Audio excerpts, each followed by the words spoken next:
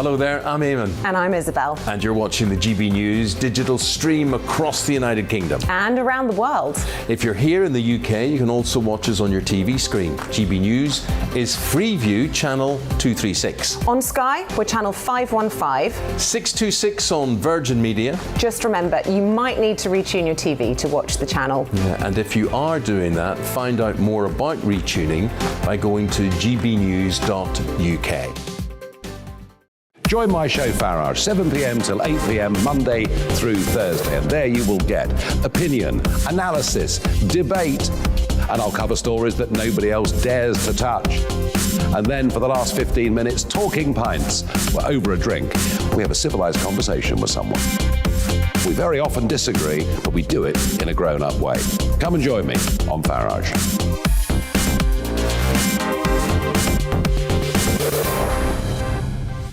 I'm Dan Wootton. Join me Monday to Thursday from 9 to 11 for the feistiest and most fun news debate on TV, where free speech reigns. I'll bring you a sharp take on the day's biggest stories, bombshell newsmaker interviews, and A-list guests. And I guarantee you, no spin, no bias, no censorship, and no reason to go to bed. That's Dan Wootton tonight, Monday to Thursdays from 9 on GB News. Hello there, I'm Eamonn Holmes. And I'm Isabel Webster. And we hope you can join us for Breakfast with Eamonn and Isabel. You make me laugh out loud, belly laugh. Is that important first thing in the morning? Yeah, absolutely. And there's me trying to be deadly serious. News is a serious business. Yeah, I have to rein you in sometimes. Well, it doesn't stop us laughing at it. It doesn't stop us having an opinion on what's going on. Yeah. And it certainly will not stop us reflecting what you think. Weekdays from 6 to 9:30 on GB News.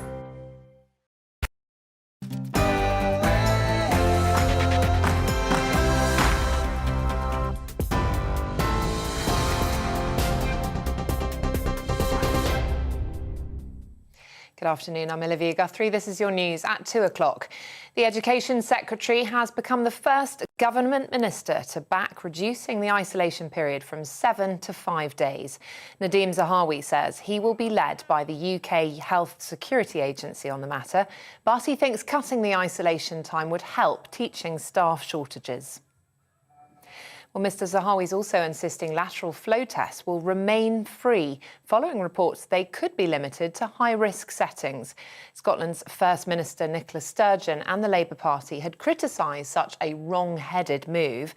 But Mr Zahawi says he's puzzled by a report in the Sunday Times today suggesting their universal availability might be axed. Meanwhile, the UK has reached a total COVID-related death toll of more than 150,000 since the pandemic began. Court documents claim the Australian government did not give Novak Djokovic an assurance his medical exemption to enter the country would be accepted. The tennis player's legal team has said the authorities indicated he met the requirements for quarantine-free entry. Djokovic is spending a fourth day in an immigration detention centre ahead of a court hearing tomorrow. Immigration lawyer Harjap Singh Bandal says there's a lot at stake for the world number one. He has to win it, otherwise he faces a re-entry ban of 3 years to 10 years. Oh, wow. Potentially losing millions of dollars. Yeah. So I think he's stuck in that place where he knows that if I get deported now, I won't be allowed back for a minimum 3 years, hence losing a lot of money. So it's something that he has to win, perhaps in a situation where if he'd just walked away at the start, it might not have got this far. The Housing Secretary is expected to put pressure on developers to pay to replace dangerous cladding on low-rise flats. Michael Gove will set out his plans for helping leaseholders trapped in unsafe and unsellable homes tomorrow. But Labour says non-cladding-related costs need to be included in his announcement. Darren Matthews is a leaseholder. He says the measures should be enforced rather than voluntary. I don't honestly think, in my opinion, developers will make a voluntary contribution. I think the only way that they will make a contribution and have any responsibility is if it's under legal duress, if it's enshrined in law, if it's there in black and white. This is your responsibility, these are consequences. If you don't do it, we'll come after you. They're not going to make a voluntary contribution. Biggest ever space telescope mirror has now moved into place and could soon explore the depths of the universe. We have a fully deployed JWST observatory. All right. Yes. Engineers from NASA and the European Space Agency celebrated as its 18 hexagonal mirror segments straightened out into their full shape. The James Webb Space Telescope was launched by rocket on Christmas Day. A no-fly zone could be put over Windsor Castle. The Metropolitan Police are reviewing security at the Queen's residence. An application's been made for a restriction that would prevent aircraft lower than 2,500 foot passing overhead. It's after an alleged intruder carrying a crossbow was arrested on Christmas Day at the castle. And the Duchess of Cambridge has released 3 new portraits to mark turning 40 today. Fashion photographer Paolo Roversi took the birthday pictures, which show Kate in a series of Alexander McQueen dresses with her hair flowing behind her. She's also wearing a pair of earrings that once belonged to her mother-in-law, Diana, Princess of Wales. That's it. It's 4 minutes past 2. I'll be back with the latest news in an hour.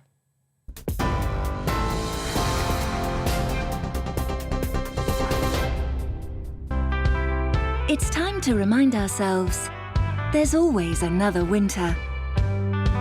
Canary Islands sponsors the weather.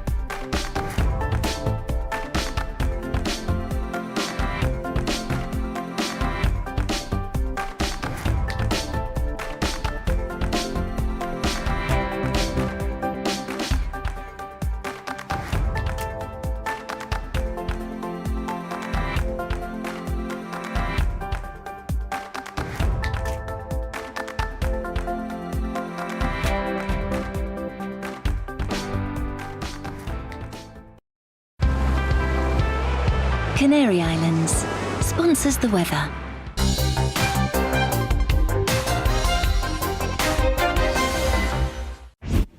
So can our NHS keep us safe this winter, and how are staff bearing up after almost 2 years of the pandemic? Well, here to tell us, I'm delighted to be joined by Matthew Taylor, the CEO of the NHS Confederation, which represents NHS bosses, hospital bosses across the country. It's lovely to see you on the show, Matthew. You're very welcome. Thanks, Gloria.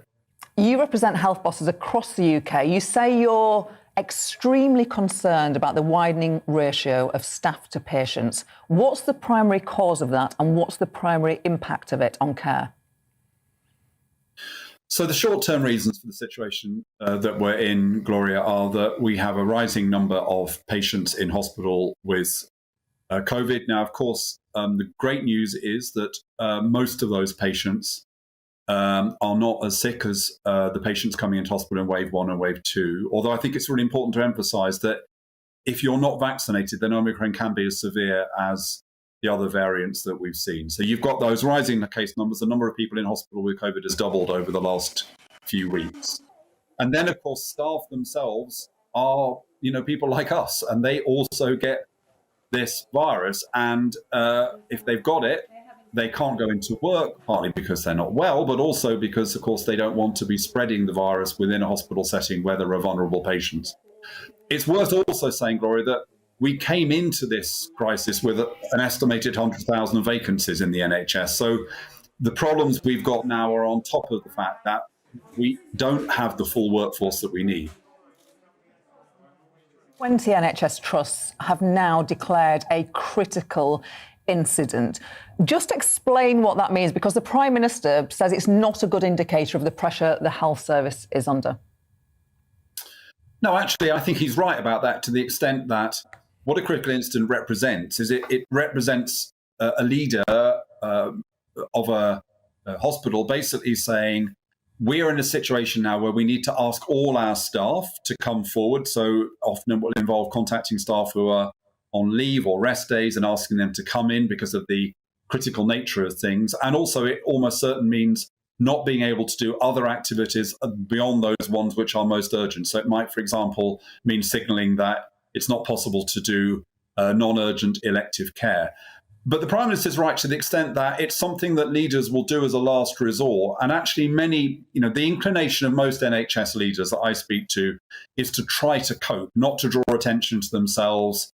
So this is really very much a last resort. And the pressures you'll see in those hospitals that have declared a critical incident are not really that different from the pressures that we experience, not just in hospitals, I want to emphasise, but across the health service as a whole. Because don't forget, we've also got a lot more COVID patients now out in the community. And that puts pressure on community services, mental health services and primary care. Whenever anyone talks about non-urgent surgery or operations, I always think, well, if you're going to go to hospital, it's got to be sort of quite important. We don't go to hospital, for the fun of it, do we? And most of us don't have to go into hospital for operations. What sort of things are we talking about with that non-urgent care? No, Gloria, you're absolutely right. I mean, when we use that phrase non-urgent, I guess it can sound to people who are on those waiting lists like we're not recognising what they're going through. And, this may be people who are waiting for a diagnostic process. It may be people who are waiting for operations, the classic operations like, for example, hip replacement or whatever it might be. And yes, if you're on that waiting list, it's an anxious time and also, you can be in pain. And the other consequence, Gloria, is that if you have people, and we unfortunately at the moment have several million people on those waiting lists, those people can get sicker.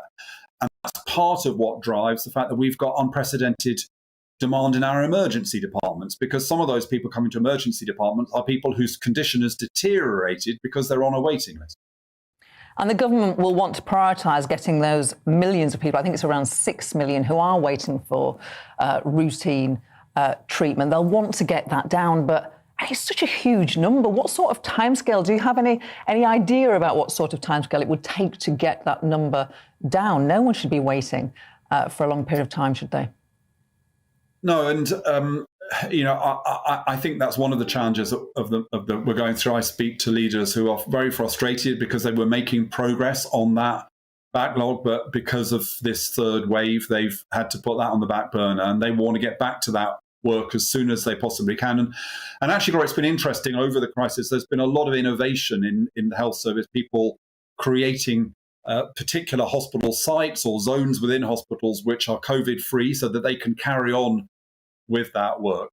But it is going to take a long time, and it's important to be honest with people about that. And it involves difficult judgment. So obviously, the most obvious thing is, well, let's deal with those people who've been waiting the longest, people who've been waiting tragically over 2 years. Also, hospital leaders have got to look at who's on those lists and where the needs are most urgent. So, yes, as soon as we get through this wave, and I'm confident that in 2 or 3 weeks we will be through the worst of it, then the priority is going to be to deal with that backlog that's built up over the last 2 years. Matthew Taylor, the Chief Executive of the NHS Confederation, thanks so much for your time today. Thank you. Thank you. Now, in June 2020, during the height of the Black Lives Matter protests that summer, a statue of Edward Colston, the slave trader and philanthropist born in the 17th century, was torn down by protesters and thrown into Bristol Harbour. Yet, the 4 accused were yesterday acquitted. Here's what one of them, Rhiann Graham, had to say outside Bristol Crown Court. We just want to say thank you to so many people, because we have never been alone in this journey. We've been so supported, and we are, we're such a small part of this, really. Everybody on the day, those 10,000 people that marched the streets of Bristol in the name of equality for our love. Exactly. All the road pullers, the statue climbers. Yeah!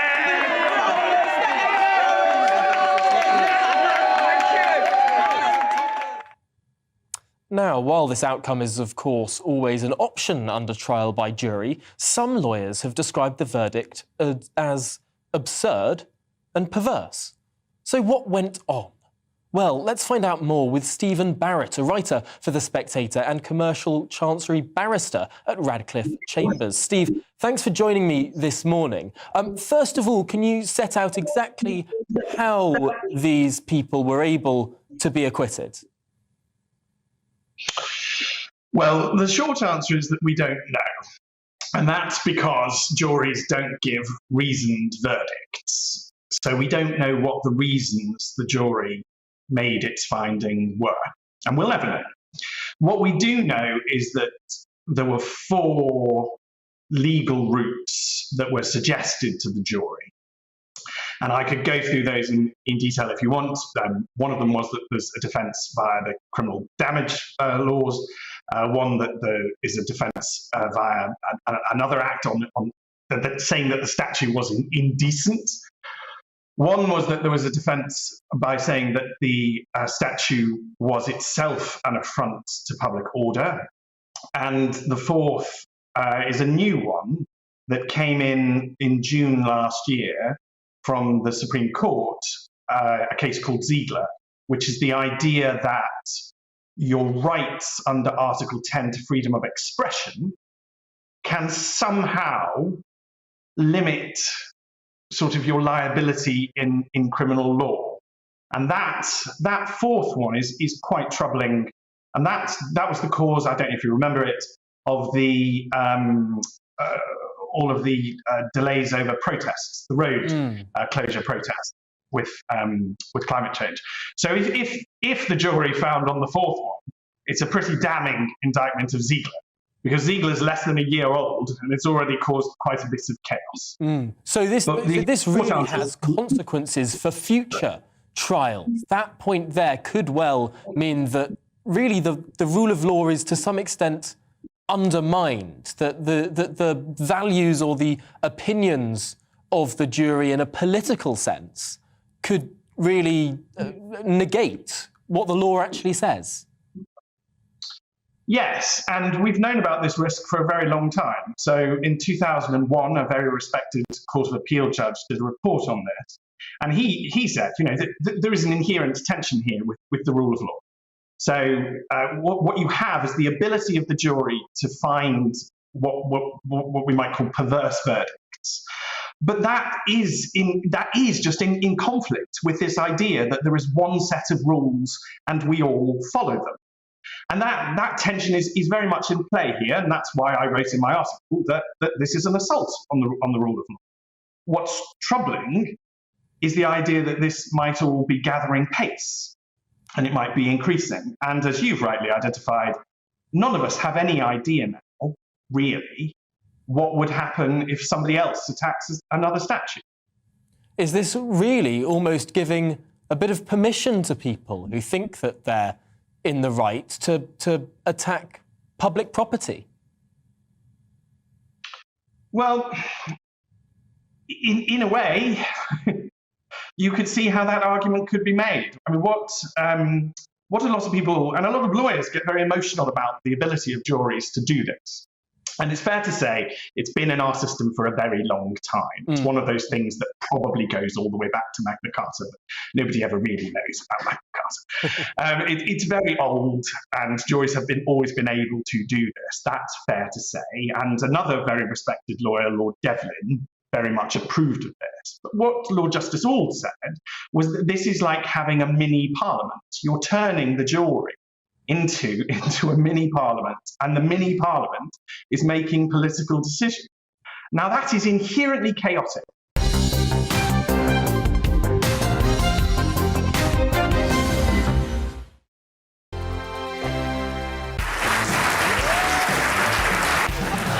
My name is Andrew Doyle. Join me every Sunday evening at 7 p.m. for Free Speech Nation. This is a show where we address current affairs and news stories of the week with the help of 2 wonderful comedian panellists. I brought in comics because I want to give it a lighter edge, and also they work for less. See you there.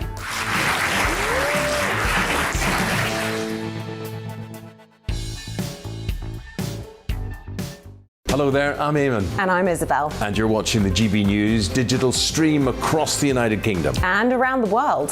If you're here in the UK, you can also watch us on your TV screen. GB News is Freeview Channel 236. On Sky, we're Channel 515. 626 on Virgin Media. Just remember, you might need to retune your TV to watch the channel. Yeah, and if you are doing that, find out more about retuning by going to gbnews.uk.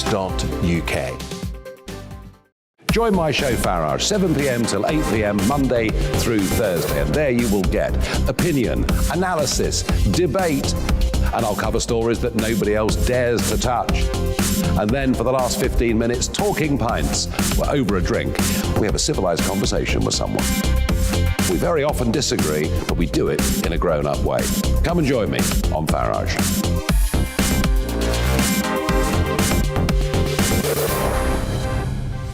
I'm Dan Wootton. Join me Monday to Thursday from 9 to 11 for the feistiest and most fun news debate on TV, where free speech reigns. I'll bring you a sharp take on the day's biggest stories, bombshell newsmaker interviews, and A-list guests.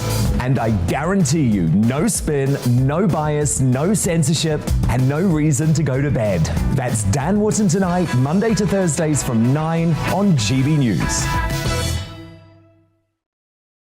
Hello there, I'm Eamonn Holmes. And I'm Isabel Webster. And we hope you can join us for Breakfast with Eamonn and Isabel. You make me laugh out loud, belly laugh. Is that important first thing in the morning? Yeah, absolutely. And there's me trying to be deadly serious. News is a serious business. Yeah, I have to rein you in sometimes. Well, it doesn't stop us laughing at it. It doesn't stop us having an opinion on what's going on. Yeah. And it certainly will not stop us reflecting what you think. Weekdays from 6 to 9:30 on GB News.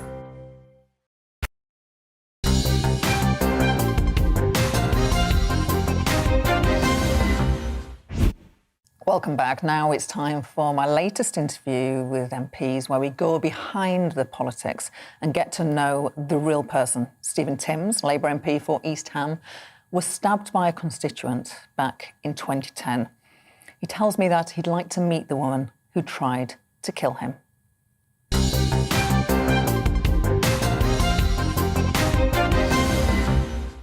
Stephen Timms, tell me about your upbringing. Well, I was born in Oldham, which was near where my mother grew up in Saddleworth in the Pennines. When I was very young, we moved to South Wales, which was where my father grew up. He was an engineer, Mum was a teacher. When I was 7 or 8, we moved to Hampshire. And so most of my upbringing was in Fleet, in Hampshire, where my mother still lives. And, you know, it was a comfortable, tranquil childhood on the whole. My father had a period out of work when I was in my early teens, so that was a bit of a challenge for the family. But otherwise, it was a very happy upbringing. Your Christianity is a big part of your life. Tell me, when did you discover your faith? Well, that happened when I was a teenager. We started, my brother and I, my younger brother, I'm the oldest of 3, my younger brother and I both attended something at school organised by the local group of an organisation now called Urban Saints. It was called Crusaders at the time, and they dumped that name a few years ago very sensibly. But it was, you know, a youngsters group. He started attending, and so I thought, well, I'd better go too then. And we did socials and sport and camps and a weekly Bible class on a Sunday morning. And over a period, I decided I wanted to be a Christian, as he did too, actually, my brother. And what part does your faith play in your life today? Well, it's always since then been the starting point for my thinking about life and politics. And when I went to university, I was involved in the university Christian group, and it was decided one summer that we would go and help out on a church mission in Forest Gate in East London. And that's why I first went to East London. We were there for a fortnight, had a great time, I really enjoyed it. And decided then when I left university and got a job in a computer company in London, I'd go and live there. I joined the church, which by then this mission group had set up. My wife now was also a member of that group. And on arriving in East London, I joined the Labour Party. And so the fact that my becoming politically active and what I was doing because of my faith were so intertwined, I think. I've always, for me, what I believe has always been the starting point of my politics too. Have your faith and your socialism, I don't know if you'd use that word. Yeah, I would. Have they ever fought against each other? Not really. I mean, sometimes I'm aware that different perspectives arise from each about the same thing, but I think that's helpful rather than unhelpful. I mean, people often say you shouldn't mix up religion and politics, and if you do, you're asking for trouble, and they point to trouble somewhere in the world, and sure enough, you can see they've got a point. But actually, I think they're drawing the wrong conclusion. I think the truth is that religious faith is a very good starting point for politics because it's the source of exactly the values that we need to make politics work. Responsibility, solidarity, compassion, patience, persistence, truthfulness, all these things that you need if politics is going to be able to do its job properly. And I think a shortage of some of those values is one of the reasons that politics has had such a hard time lately. And I'd like to see more people coming at politics from a starting point of committed religious faith, because I think that would help us win back people's trust that politics can do the job that it's supposed to. Which is more sectarian, religion or politics? Well, they've certainly both got challenges in that area, but they are, religious faith. We've seen it in the pandemic that, as far as I can tell, almost every council in the country has had to turn to churches or sometimes mosques, as in my area, to get food to people who otherwise would not have had it because of lockdown. It's curious that after a long period when we've kind of thought that religion was on the way out, its centrality in the lives of lots and lots of communities, certainly mine, but communities all over the country, has really been renewed pretty dramatically, I think, over the last 2 years of the pandemic. I love talking to all of my interviewees, but because of what happened in May 2010, there was a chance that I wouldn't be talking to you because you survived an attempted murder. I did. Can you describe what happened that day? Yes, it was the first surgery after the general election in 2010. And a young woman had made an appointment to come and talk to me. She said she had an employment issue she wanted to discuss. And she came to the surgery. I think she was the second person I saw that afternoon. And I thought she was coming to shake my hand. She sort of came around the table with her hand out. I thought she was, but actually that wasn't what she was coming to do. She had a knife and she stabbed me. She stabbed me 3 times. And to begin with, I wasn't sure she'd succeeded. I worked out what she was trying to do. I just felt as though I'd been punched. I wasn't sure she'd managed to get the knife in. So somebody came and restrained her, thankfully. I went to the gents' toilet just behind and I lifted up my jumper and saw there was quite a lot of blood. So that's how I knew that she had indeed succeeded. What happens then? Somebody's called the ambulance at this time. The ambulance came. I was taken to the London hospital. According to the surgeon, I had suffered a life-threatening but not imminently life-threatening injury. So they were able to patch me up and I was okay. She subsequently told the police that she had 2 knives with her, a large one and a small one, and at the last minute she decided she couldn't hide the large one up her sleeve, so she was using the small one, which is probably the reason why I'm still here. Have you had any physical complications as a result of the injuries that you sustained that day? Not that I know of, no. I had, let's say, 3 stab wounds, suffered a stomach injury, which they were able to patch up. I don't think there are lasting physical ill effects, as far as I know. Do you have flashbacks? I don't, no. I mean, obviously it was a horrible experience.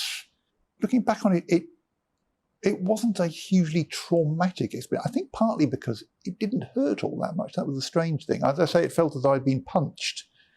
I wasn't in agony. And I think perhaps for that reason, I don't have flashbacks or, fears about what happened. How long before you felt able to have a constituency surgery after the riot? Well, that was the beginning of May. I think the next surgery I did was the end of June. So it was a couple of months, and I did feel pretty anxious going back for the first time. But nothing remotely comparable has happened since. And actually, one of the kind of strongest memories for me of that period was the huge wave of support from my constituents, which I kind of hadn't experienced before, including she did it. She told the police because she was unhappy that I'd voted in favour of military action in Iraq. Right. She was a Muslim. She'd been radicalised, but I had lots and lots of Muslim constituents contacting me saying, "We're praying for you for a speedy recovery." And in a way, I think it strengthened my relationship with my Muslim constituents as a result. She's serving life in prison. Yes, with a minimum term of 15 years, which will expire in 2025. Do you think about that? Her release? I do a little bit, partly because I've recently had 3 letters from her, which the police have given to me. I wasn't aware of their existence until the police gave all 3 of them. They were written over a period, I think. And in the 3rd of them, she says she's sorry about what happened. So we're in a restorative justice process at the moment, which may lead to me meeting her at some point before she's released from prison, and I'd welcome that if that opportunity does arise. But we'll have to see whether it does or not. Lots of people think they wouldn't want to meet that person. I think it takes strength to say that you would. Does your faith help you to say that? It probably does. I think there's lots of reasons why I'd like to meet. Some of them aren't necessarily particularly laudable. I'd like to know what my assailant looks like before she's on the streets. I'd be keen to know. But I think also I would like to have a conversation with her about what happened. I'm quite often asked if I've forgiven her, and I always feel I don't see how forgiveness can happen without some sort of communication. I'd like to ask why she did what she did, how she feels about it now, those sorts of questions. And let's see where that gets us to if the opportunity does arise. You said it was the 3rd letter she'd sent you, and we assume they were all reaching out to you to apologise. They were in that direction, and as I say, the 3rd one did clearly say she was sorry. Yeah. Are you pleased that she'd written to you? Yes. After it happened, after she was sentenced, I said to the police I would like to meet her then to find out a bit more about what was going on. She was my constituent. I had met her. She'd come to Parliament with a school class previously, apparently. I don't recall the occasion, but she had. She'd grown up in my constituency and spent her life there. And I would have liked to have met her then. The police at the time said they didn't think that was a good idea, so I didn't pursue it. But now that the opportunity perhaps has arisen again, I'd welcome that. We all mourned and mourn the loss of Jo Cox and Sir David Amess. When those murders happened, it must have a particular impact on you and your family. Would that be fair to say? Yes. As I say, I don't get flashbacks about it. So I don't think those two awful incidents were any worse for me than they were for everybody else. Jo Cox was a terrible loss to Parliament and to her constituents and to her very many friends and admirers. And I vividly remember where I was when I heard what had happened. And to begin with, I just heard that she'd been attacked, and I assumed that she was going to be okay. And then later emerged that she died. David Amess, I actually knew quite well because he grew up in my constituency. He'd always been very supportive of our community, although we don't elect Conservatives in my community. He tried to get himself elected and had failed. He was always very interested, and then he was a very kind person, I think, David Amess, and so he is deeply mourned as well. I think I'm perhaps the only person who has permission to say this. I think it's difficult for politicians to say it, and I regret the fact that politicians can't say it's not safe for me to do surgeries in this way. You are living evidence of that. Do you need a police presence or some security? How much? We don't want to lose anyone else. No. I mean, I think members of Parliament do need to be accessible to their constituents. I think that's a really important part of the job and also a really important part of democracy. I think if we were to disappear behind some barriers, I think that would be a real loss to democracy in Britain. So I'd be very reluctant to go down that road. I'm grateful, actually, that over the last couple of months, police officers have often been at my surgery. And I hope we'll be able to get to a place where we can be safe again doing our jobs. But I certainly wouldn't want to see us stopping doing the jobs in response to what's happened. I don't know whether to say that's very brave. It's very decent. It's very big. And I don't think I'd have the courage to say it if I was in your position. So I just want to say thank you and admiration to you on that. Well, you know, I enjoy doing surgeries. I enjoy the conversations I have at surgeries. I feel very unhappy if I had to stop doing that. You know, I think that would be a tragic consequence of what's happened, and I hope we can avoid that consequence. Stephen Timms, an absolute pleasure to listen to you. Thank you for being so open. Thank you, Stephen Timms. Thank you for having me.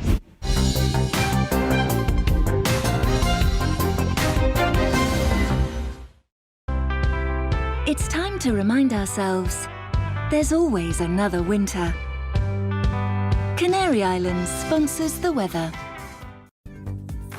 Looking ahead to this afternoon, and the UK is looking showery, especially across western parts.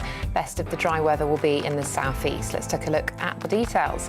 Turning increasingly cloudy across southwest England through this afternoon, with patchy light rain and drizzle moving in from the west. Lighter winds than yesterday too, highs reaching around 9 Celsius.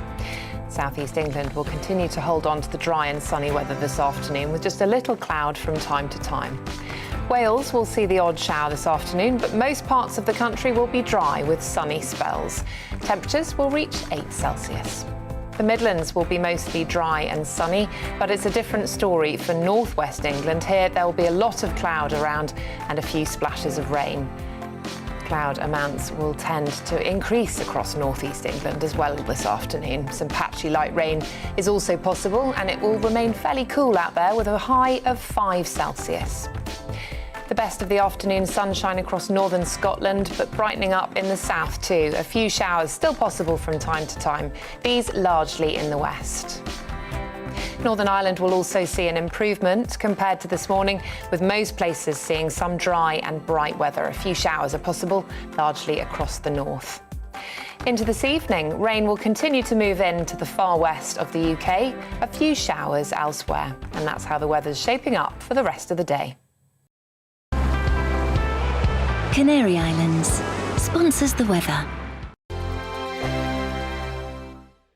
On Mark Dolan tonight, we have a simple plan, which is to inform, stimulate, and entertain in equal measure. It's all about getting your opinions on the national television airwaves. I love my viewer emails, mark@gbnews.uk. So do join me from 9 p.m. to midnight every Friday, Saturday, and Sunday for big guests, big opinions, and a big presenter. 6'5", don't you know? See you then on GB News. Hello there, I'm Eamonn. And I'm Isabel. And you're watching the GB News digital stream across the United Kingdom. And around the world. If you're here in the UK, you can also watch us on your TV screen. GB News is Freeview channel 236. On Sky, we're channel 515. 626 on Virgin Media. Just remember, you might need to retune your TV to watch the channel. Yeah, and if you are doing that, find out more about retuning by going to gbnews.uk. Join my show Farage, 7 p.m. till 8 p.m. Monday through Thursday. And there you will get opinion, analysis, debate, and I'll cover stories that nobody else dares to touch. And then for the last 15 minutes, talking pints. We're over a drink. We have a civilized conversation with someone. We very often disagree, but we do it in a grown-up way. Come and join me on Farage.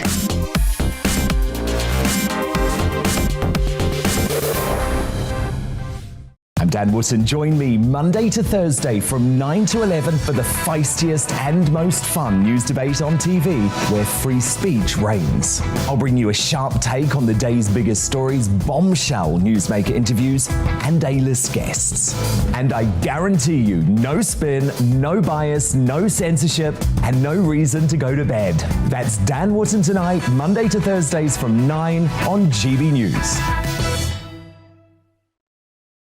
Hello there, I'm Eamonn Holmes. And I'm Isabel Webster. And we hope you can join us for Breakfast with Eamonn and Isabel. You make me laugh out loud, belly laugh. Is that important first thing in the morning? Yeah, absolutely. And there's me trying to be deadly serious. News is a serious business. Yeah, I have to rein you in sometimes. Well, it doesn't stop us laughing at it. It doesn't stop us having an opinion on what's going on. Yeah. And it certainly will not stop us reflecting what you think. Weekdays from 6 to 9:30 on GB News.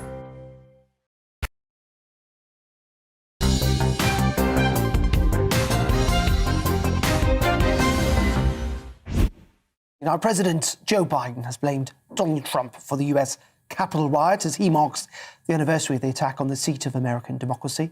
Investigators have so far arrested 725 suspects in connection with the attack, and the former president had planned to host a competing news conference today at his Mar-a-Lago resort home in Palm Beach, Florida, but he cancelled the event after aide reportedly warned of negative press coverage.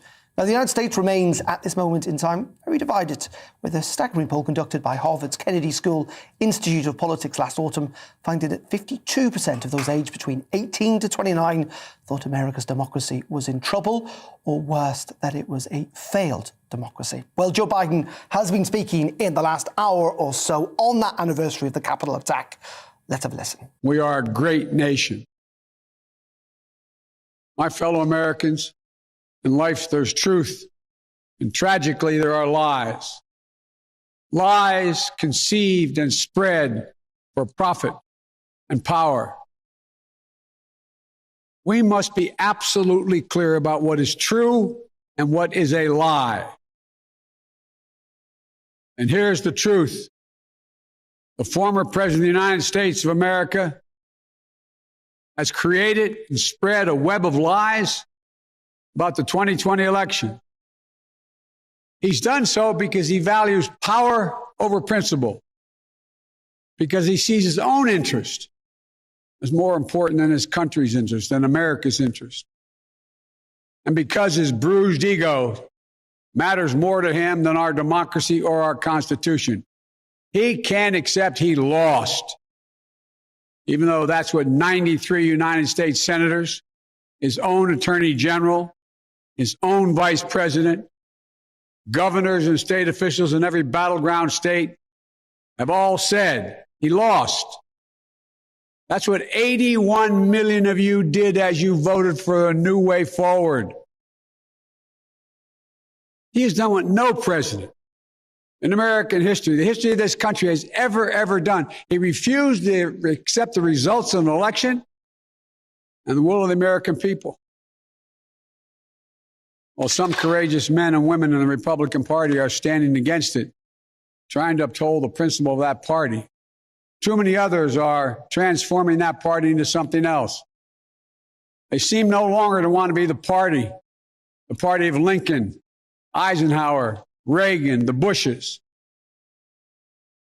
But whatever my other disagreements are with Republicans who support the rule of law and not the rule of a single man, I will always seek to work together with them to find shared solutions where possible. Because if we have a shared belief in democracy, then anything is possible. Anything. And so at this moment, we must decide, what kind of nation are we going to be? Are we going to be a nation that accepts political violence as a norm? Are we going to be a nation where we allow partisan election officials to overturn the legally expressed will of the people? Are we going to be a nation that lives not by the light of the truth, but in the shadow of lies? We cannot allow ourselves to be that kind of nation. The way forward is to recognize the truth and to live by it. There you go. That was the US President Joe Biden speaking a little earlier, 1 year on from those attacks on the Capitol building. Well, join me now in the studio to discuss this, I'm delighted to say, is the American conservative journalist Andy Ngo. Andy, very good afternoon to you. I mean, first of all, it is incredible that it was a year ago since that horrific attack on Congress. We've had many investigations. I think there's a congressional investigation taking place at the moment. How much did that help, that attack, to undermine American democracy? Well, it was described and continues to be described in the liberal establishment press as an insurrection. But if you look at the charges against the suspects, none of them have actually been charged with insurrection, which is a federal crime. And that should tell you what you need to know. What was it then if it wasn't an insurrection? It was a riot. A riot. Criminal activity. Yeah. There are many falsehoods that, I mean, what happened that day was horrible and a disgrace to America, but it wasn't an insurrection. And treating it, I think, as how the Democrat establishment call it, the darkest day in America, I think that's treating it as like a partisan political something to just sort of kick around. And you can see bits of that in the speech that the president just said. Many falsehoods continue to be repeated about it. The number of people who died, there were 5 people who died. The only homicide out of the 5 is that of Ashley Babbitt, who was shot as she was climbing through the window by an officer. The other 1 died of a drug overdose, and 3 others died of unrelated health issues. So a lot of the narrative around it did end up falling apart. But fundamentally, the narrative that seems to have led to this awful day, as you would agree, seems to be President Trump's repeated attempts to claim that this election wasn't won, which, you know, as President Biden's pointed out, I mean, he is, after all, in the White House, have been proven time and time again to be wrong. And fundamentally, very few people, even within the Republican establishment, seem to think that President Trump actually won. Yeah, well, certainly I don't, I'm not here to defend any allegations and claims that the 2020 election was stolen. But I think what the public needs to remember that who started this game was the Democrat establishment. Back in 2016, immediately after Trump had was announced to be the winner, the response wasn't just that the election was stolen because of a collusion with a foreign entity, Russia. I mean, there was evidence that was faked. I'm referring to the Steele dossier that was funded in part by the Hillary Clinton campaign. And where I'm from, Portland, Oregon, thousands, more than 10,000 people responded to reject the election results by engaging in political violence and carried that out for 4 years. And that was excused. And in the 6 months leading up to the 6th of January last year, there were deadly political violence that was being carried out by people ostensibly on the left and the far left, doing it in the name of Black Lives Matter and anti-racism and anti-fascism. So You seem to be suggesting both sides are as bad as each other. I don't think it really matters who's worse than who. What I'm just saying is that if the position is that political violence is wrong, that is a position that our political leadership needs to take, then you can't ignore the months of deadly unrest that was carried out in America. But there is a difference here in the sense that, when President Trump stood up and said we need to fight like hell and there needs to be a strong response in front of a crowd that then went on to storm the Capitol building in a riot, that as the President of the United States, he has to take some form of responsibility for that. He's the leader of the country. But, more so than almost anyone else.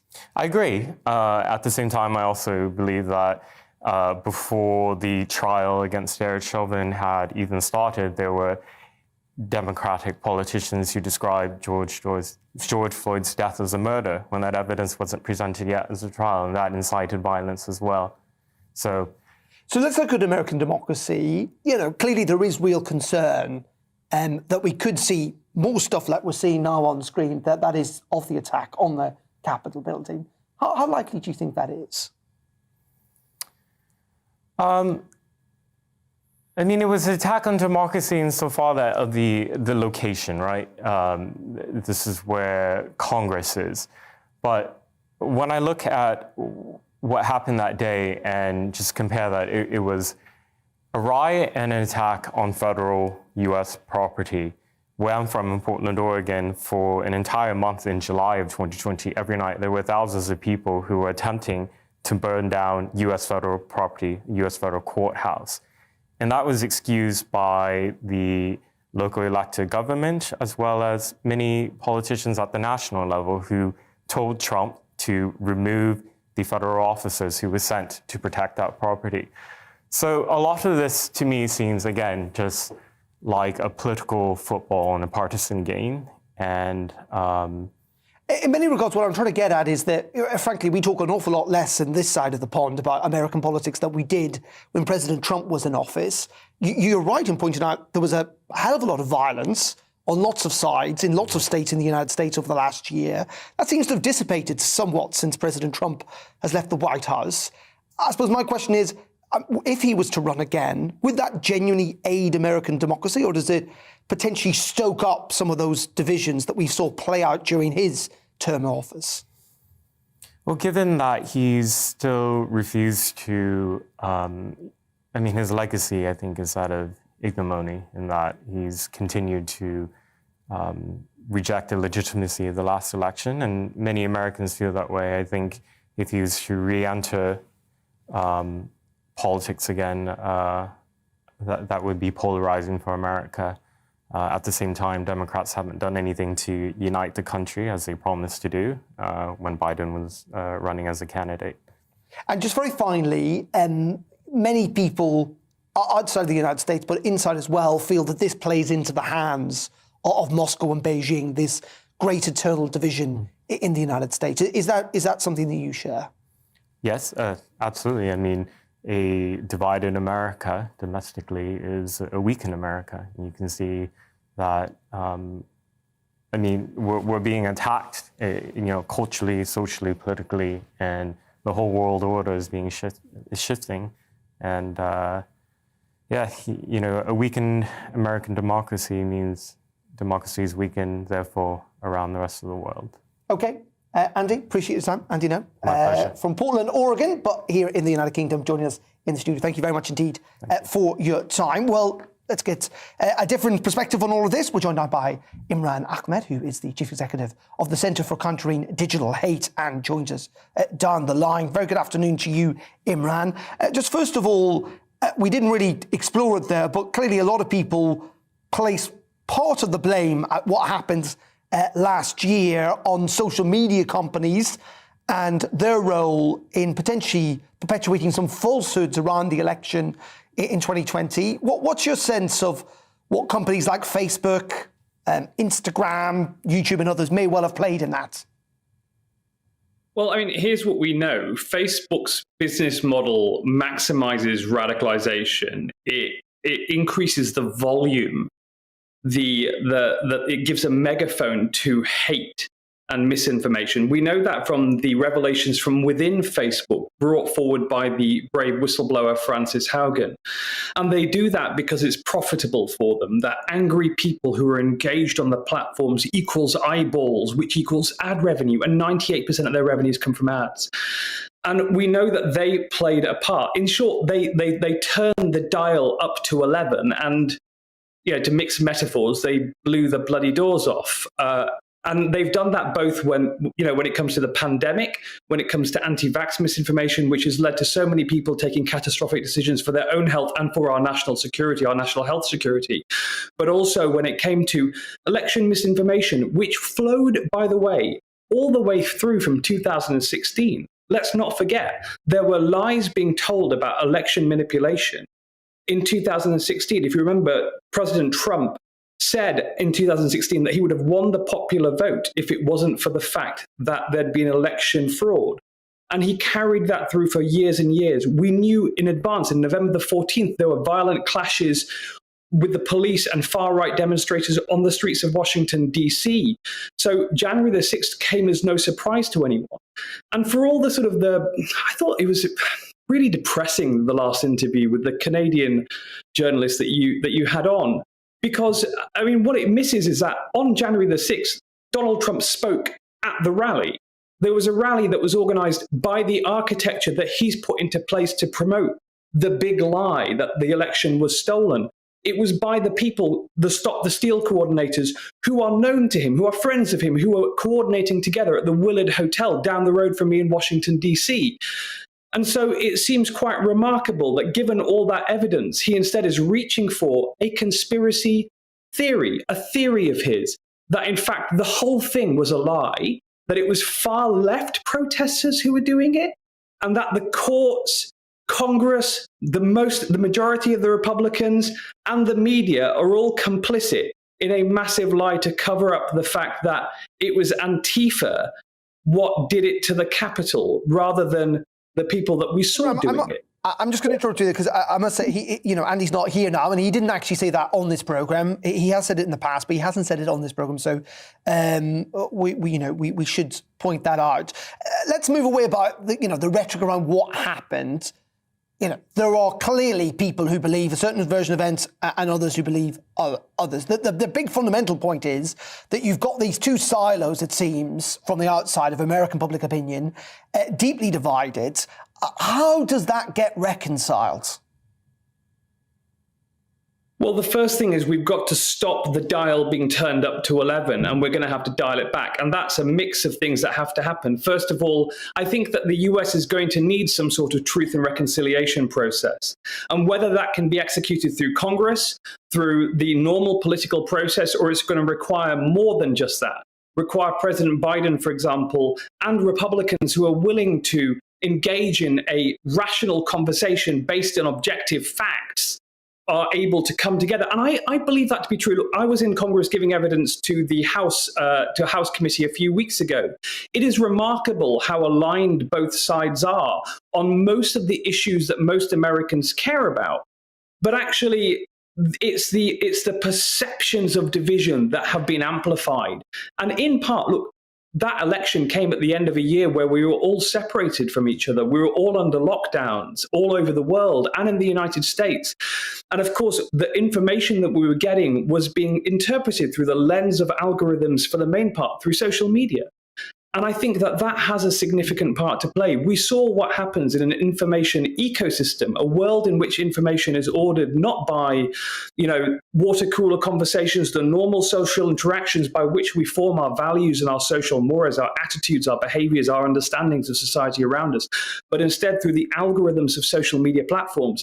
And guess what? That world is one that most of us don't really want to live in. It's a terrible place where there's anger, frustration, and violence all around.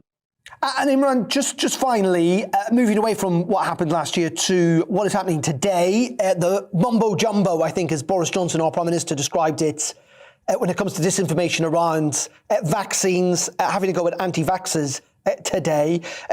There is going to be an online harms bill introduced in Parliament here in an attempt to try and address some of the kind of fake news or misinformation that you see online. Where are we at in terms of regulation of some of the big social media companies when it comes to Congress in the United States?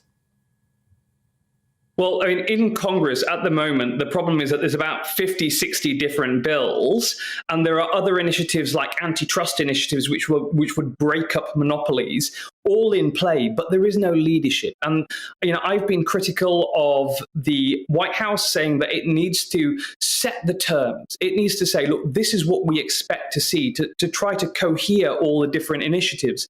The UK is in a different place. And, you know, all credit to Her Majesty's government, and I've been working with them and also with the select committee that was scrutinising the bill. I was the first witness to give evidence on that in September.